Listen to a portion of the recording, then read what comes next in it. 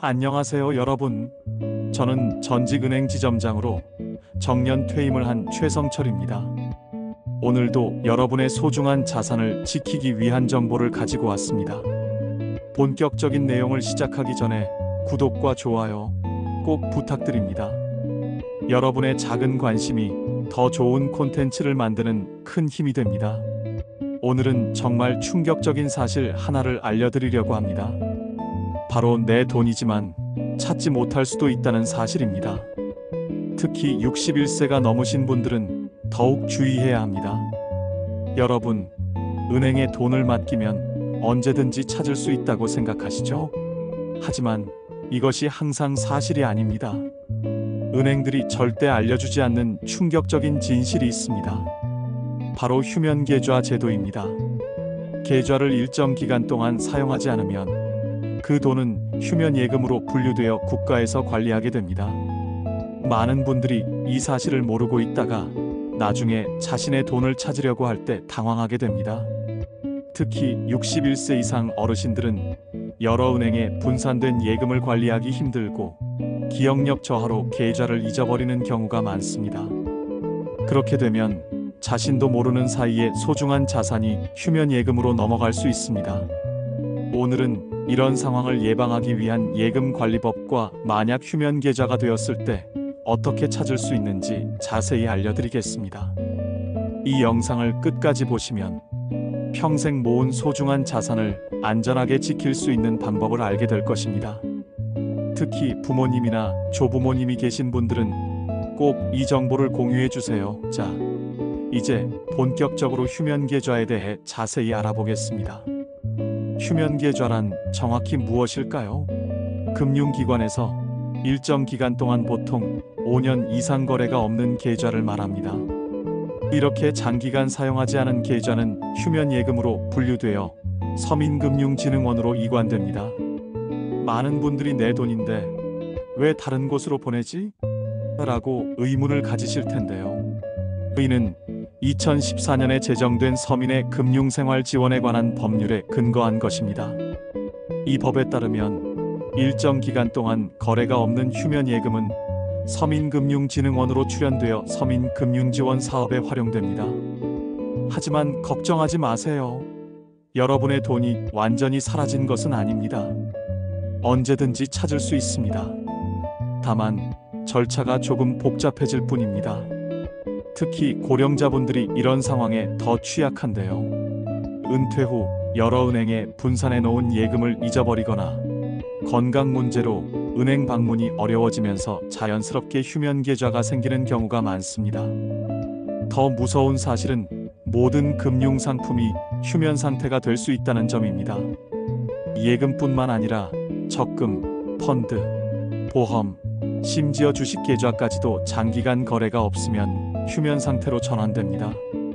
통계에 따르면 매년 약 3천억 원 이상의 돈이 휴면예금으로 이관된다고 합니다.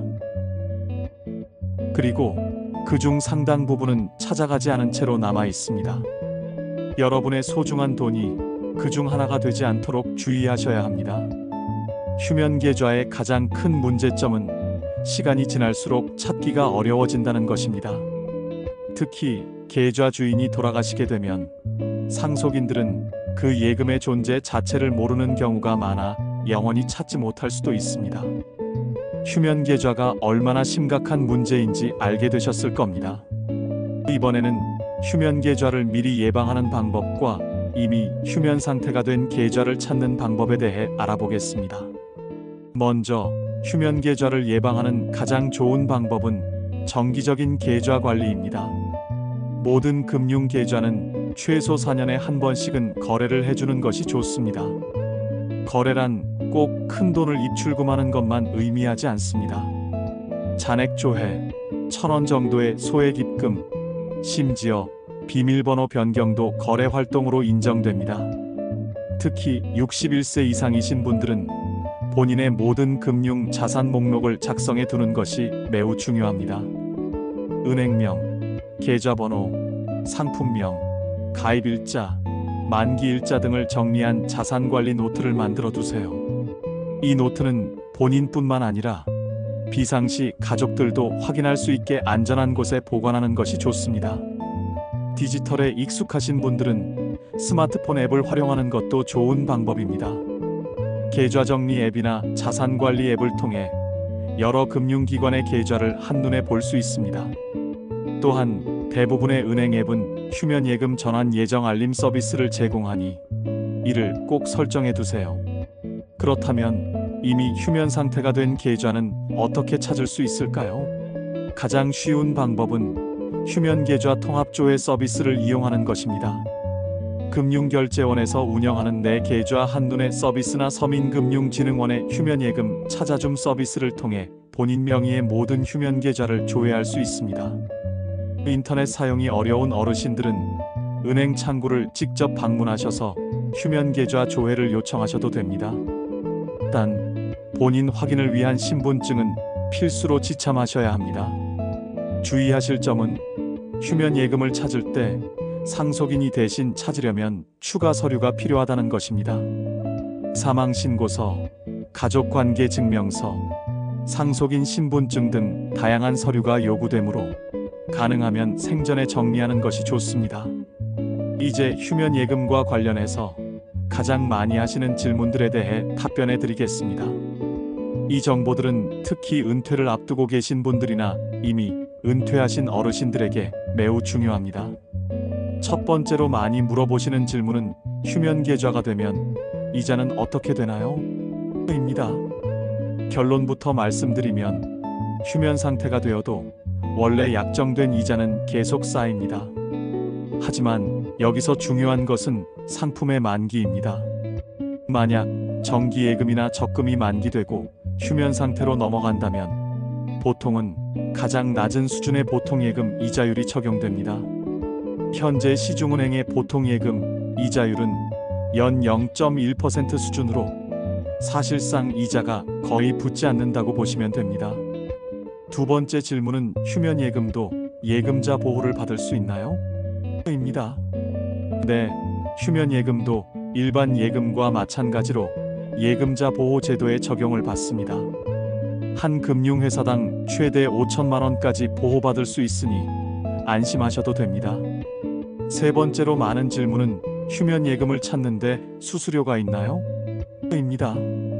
다행히도 휴면 예금을 찾을 때는 별도의 수수료가 부과되지 않습니다.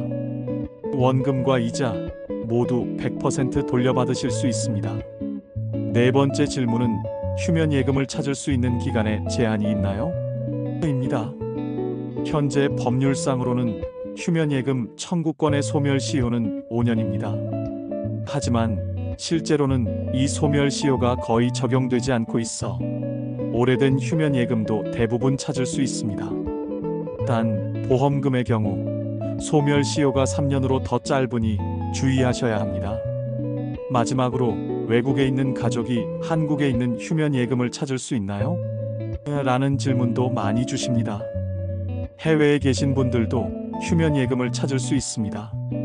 다만 본인 확인을 위한 절차가 더 복잡할 수 있으며 영사관에서 발급받은 재외국민 증명서 등의 추가 서류가 필요할 수 있습니다. 이제 휴면 예금을 피하기 위한 실질적인 노하우를 알려드리겠습니다. 특히 61세 이상 어르신들에게 꼭 필요한 계좌 관리 팁을 준비했습니다. 첫째, 333 법칙을 기억하세요. 이는 3개 이하의 은행, 3개 이하의 계좌 3년마다 정기 점검을 의미합니다. 너무 많은 은행에 여러 계좌를 개설하면 관리하기가 어렵습니다. 가능한 한 사용하는 은행과 계좌 수를 줄이고 정기적으로 점검하는 습관을 들이세요. 둘째, 은퇴 후 예금 관리를 위한 신호등 시스템을 도입하세요. 빨간색, 노란색, 초록색으로 자산을 분류하는 방법입니다.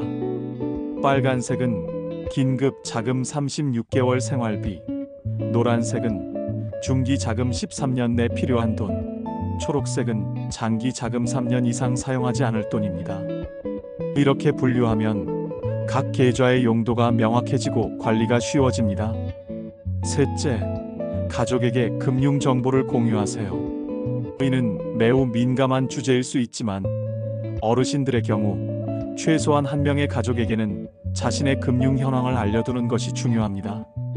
갑작스러운 건강 문제가 생겼을 때 가족이 재정적 지원을 빠르게 제공할 수 있습니다. 넷째, 디지털 자산 지도를 만들어 두세요. 인터넷 뱅킹, 모바일 뱅킹 계정 정보, 공인인증서, 보관 위치 등을 기록해 두는 것입니다. 물론 비밀번호 자체를 적어두는 것은 위험하므로 비밀번호를 찾을 수 있는 힌트만 기록해 두세요.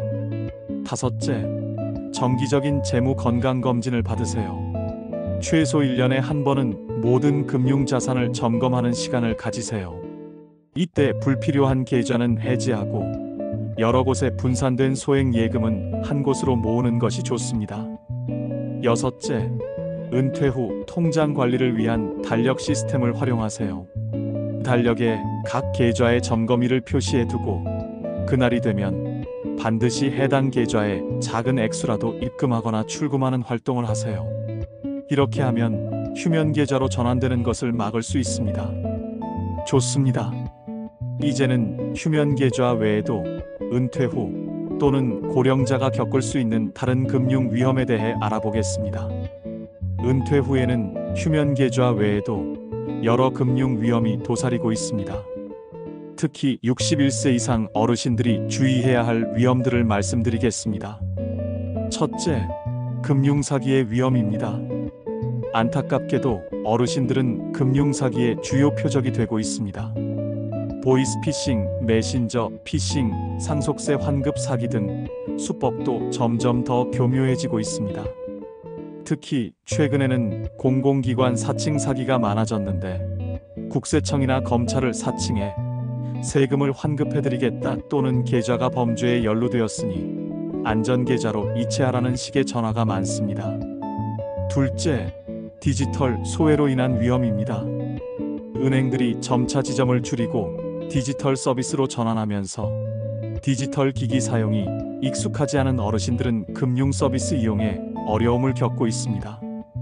이로 인해 불필요한 수수료를 더 내거나 더 나은 금융 상품을 이용할 기회를 놓치는 경우가 많습니다. 셋째, 인플레이션의 위험입니다. 장기간의 저금리와 높은 물가 상승률로 인해 예금만으로는 자산 가치를 지키기 어려운 시대가 되었습니다. 어르신들이 선호하는 정기예금의 실질 수익률이자율, 물가 상승률이 마이너스인 경우가 많아 실제로는 돈을 잃고 있는 셈입니다. 넷째, 자산 과잉 분산의 위험입니다.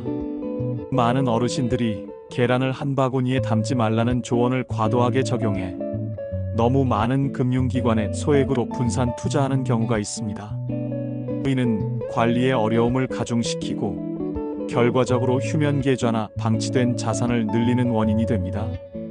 다섯째, 금융 의사결정권 상실의 위험입니다. 나이가 들면서 인지 능력이 저하되거나 건강 문제가 생기면 자신의 금융 결정을 스스로 내리기 어려워질 수 있습니다. 미리 대비하지 않으면 자신의 의사와 무관하게 자산이 관리되거나 심지어 악용될 가능성도 있습니다. 여섯째, 상속 분쟁의 위험입니다. 유언장 없이 돌아가시면 남겨진 가족들 사이에 재산 분할을 둘러싼 갈등이 발생할 수 있습니다. 특히 휴면 계좌나 숨겨진 자산이 있다면 상속 과정이 더욱 앞서 언급한 금융 위험들에 대한 실질적인 대응책을 알려드리겠습니다. 특히 61세 이상 어르신들이 실천할 수 있는 방법들을 중심으로 설명해 드리겠습니다.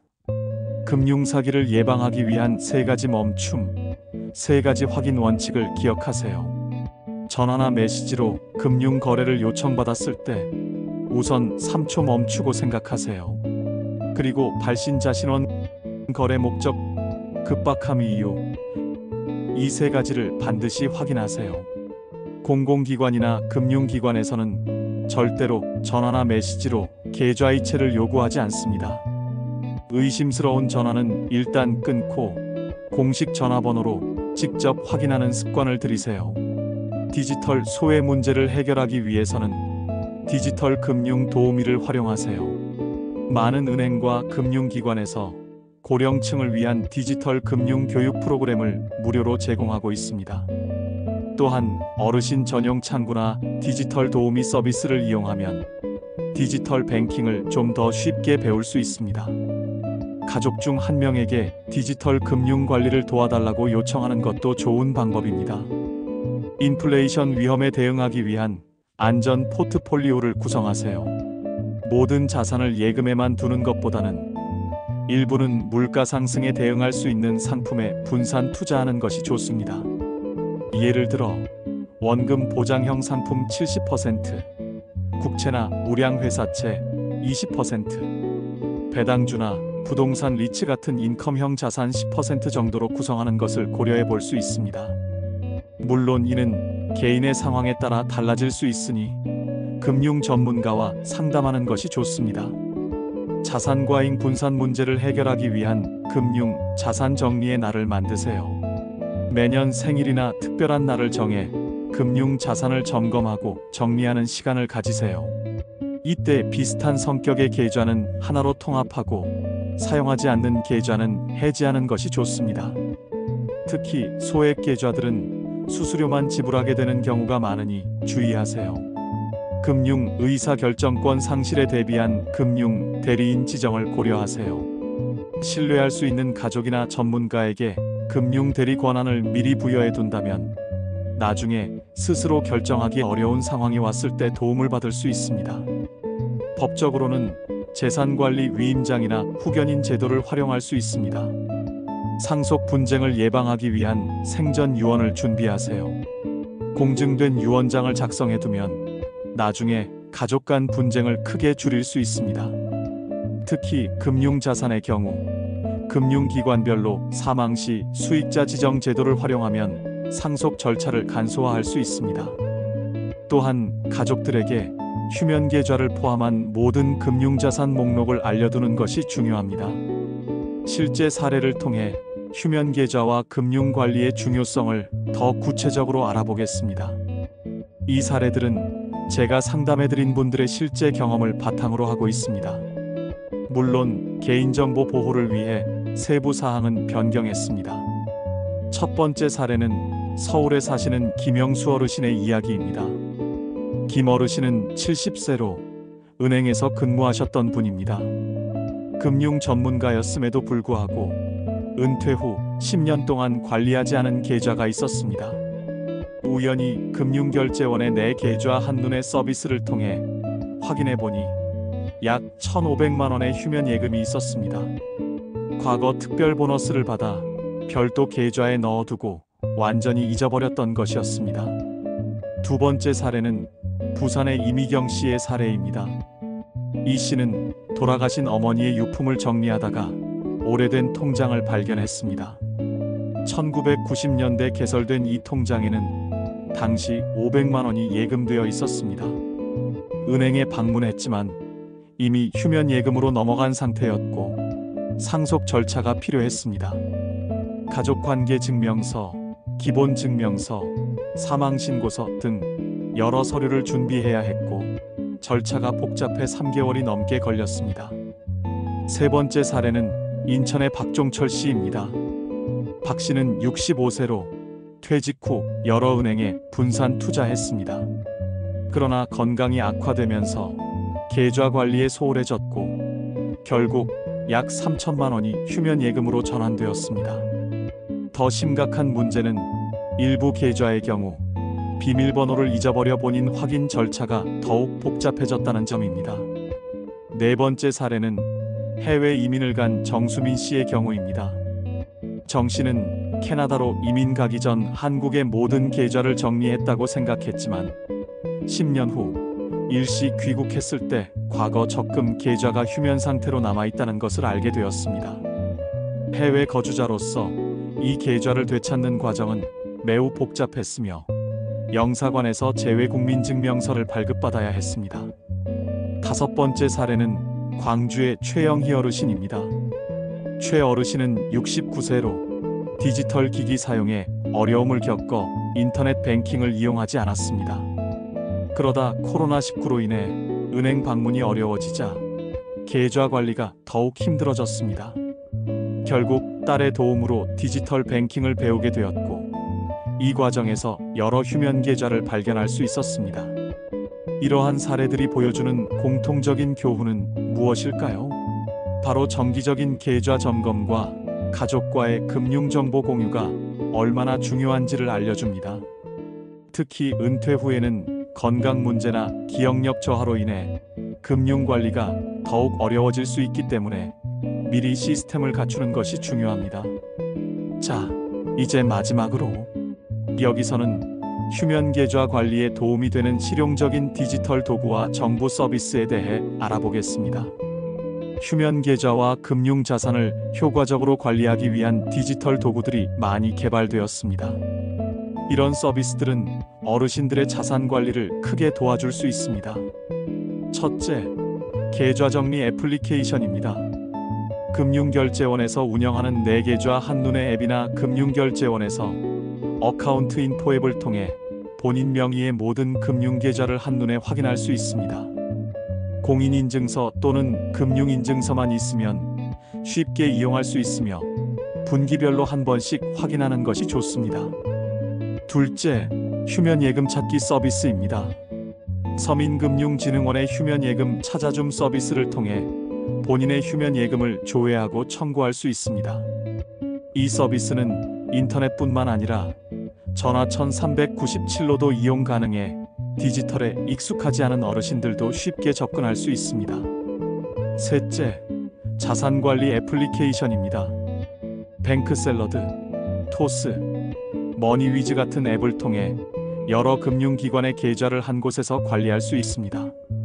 이러한 앱들은 계좌 잔액 변동이나 거래 내역을 실시간으로 알려주기 때문에 계좌 활동을 유지하는 데 큰 도움이 됩니다. 넷째, 금융 알림 서비스입니다. 대부분의 은행 앱에서는 휴면예금 전환 예정 계좌에 대한 알림 서비스를 제공합니다. 이 알림 서비스를 꼭 활성화해 두세요. 계좌가 휴면 상태로 넘어가기 전에 미리 알려주기 때문에 사전에 대응할 수 있습니다. 다섯째, 디지털 유산 관리 서비스입니다. 네이버의 디지털 유언장 서비스나 구글의 계정 비활성화 관리자 같은 도구를 활용하면 건강 문제나 사망 시 자신의 디지털 자산을 지정된 사람에게 안전하게 전달할 수 있습니다. 이는 온라인 뱅킹 정보 등 디지털 금융 정보의 관리에 특히 유용합니다. 정부에서도 어르신들의 휴면예금 찾기를 돕기 위한 다양한 정책을 실시하고 있습니다. 찾아가는 금융 서비스는 금융감독원과 금융기관이 함께 노인복지관이나 경로당 등을 직접 방문해 휴면예금 조회와 청구를 도와드리는 서비스입니다. 또한 금융교육 프로그램을 통해 어르신들에게 디지털 금융 이용 방법을 교육하고 있습니다. 중요한 것은 이러한 도구들과 서비스를 적극적으로 활용하는 것입니다. 어렵게 느껴지더라도 가족이나 금융기관의 도움을 받아 한번 배워두면 앞으로의 금융관리가 훨씬 수월해집니다. 이제 오늘 내용을 정리해 보겠습니다. 휴면 계좌의 위험성과 이를 예방하는 방법, 그리고 이미 휴면 상태가 된 계좌를 찾는 방법에 대해 알아보았습니다.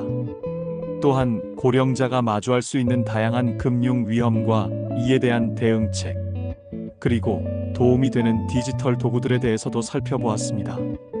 여러분의 소중한 자산이 휴면 상태로 방치되지 않도록 오늘 배운 내용을 꼭 실천해 보세요. 그리고 주변의 어르신들에게도 이 정보를 꼭 공유해 주시기 바랍니다. 시청해 주셔서 감사합니다.